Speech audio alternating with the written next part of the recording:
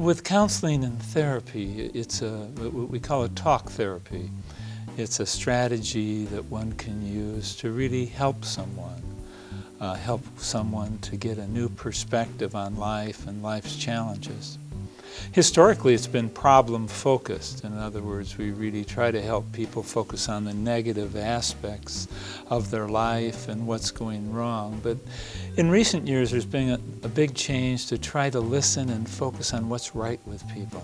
Because we find out that 40% of what accounts for change is the strength that the person that you're talking with brings to the table. Strengths are things like has a job, has a car, has an education, has a supportive family. Very practical things. All of these things, but frequently when we have problems, we lose track of that.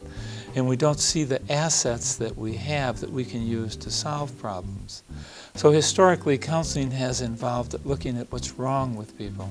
Now counseling has kind of shifted, and you try to see what's right with people. And then build on that? You build on that, and you help people to realize a lot of their resourcefulness. There was a term that Stanford psychologist Albert Bandura talked about, which was self-efficacy, and that's the effectiveness that one has shown previously with dealing with life's problems. And the more effectiveness that one has had dealing with previous problems, the greater the likelihood they're going to be able to deal with the present problem. So then your role as a counselor is to kind of listen and but also kind of support or pull out and kind of reinforce the strengths and the... Well, yeah, I'm a lot more active than many counselors, but there's 4 steps that we go through. The first is an engagement. And the engagement is the ability to tune into someone else and to listen and to focus, or what we started to call to be present. Because too often we're thinking of the future, thinking of the past, and the ability to be present. And the people whom we work with really know whether or not we're connected, whether or not we're all there. A second step is to come up with some kind of an assessment process. And an assessment is to help somebody to better understand themselves. And for this I do things like questions like, who are 3 people I need to know to really get to know you? Historically, we've tried to focus in on the individual, but now we're trying to understand the individual in context. A third step is that of insight, and we try to help somebody to see the problem or to formulate that problem in their life differently. Many times we can't solve problems, not because of lack of effort, but we really are viewing the wrong issue.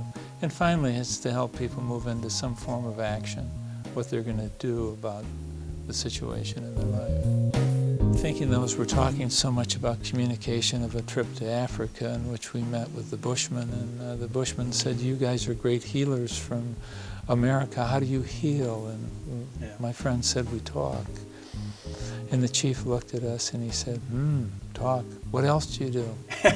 We said, we just talk. And the chief, he said, you mean you don't have a fire, beat the drums, bring all the families together, dance, sing, chant, call upon the gods? And my friend said, no, we just talk. And this chief just fell on the ground and laughing and called everyone over, and we had all these people in front of us laughing. I thought it was the craziest thing in the world, that we become so focused that we just want to do talk therapy. And I think that reminds us too that we also have to be open to other things, movement, activity, engaging our clients, to be involved socially, to get them involved in constructive social activities. Everyone's so focused on themselves. I think the focus we want to have is on others. When I talked to the Dalai Lama once and asked him, what is love? He said, love is the wish to make another happy. And I began to think about that, and I realized most of us get into trouble when our focus is on our own ego. When I talk about listening in the field, that's giving up agency. Is that you kind of are present in the field, which means in a sense you're out of yourself to a degree, right? You're leaving the ego that wants to be in control and manage.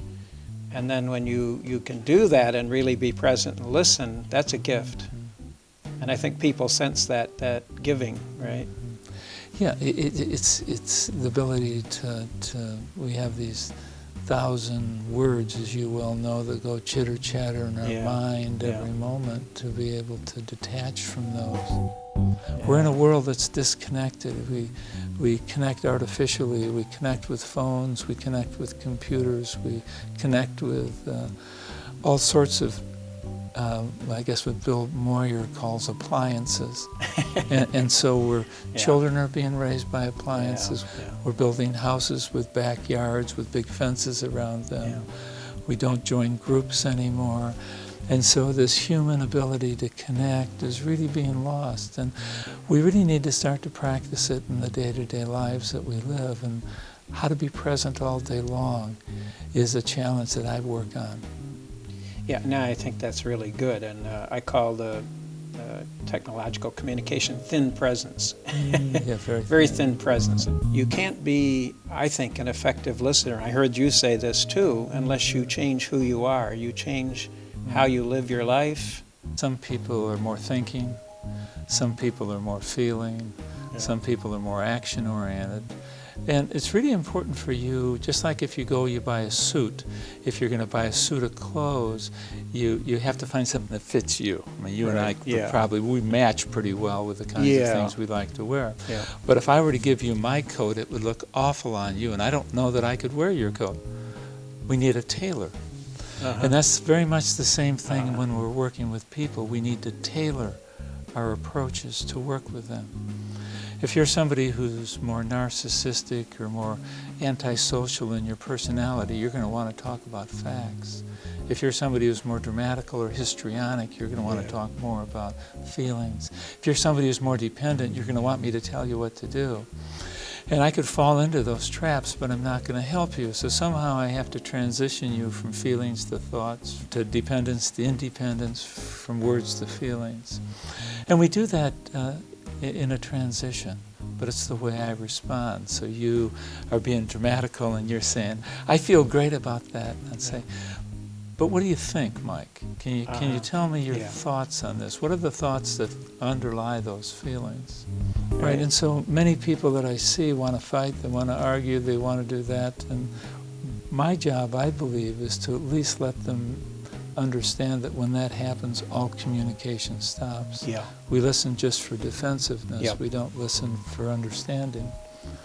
And most of us want understanding, but we don't want to give it. It's sort of this idea of I want, as opposed to I want to give, I want to give, I want to give. And I think is the people in Thailand who talk about the elephant as their model. He's got great big ears and a little small mouth, which means we should listen a lot more than we should talk.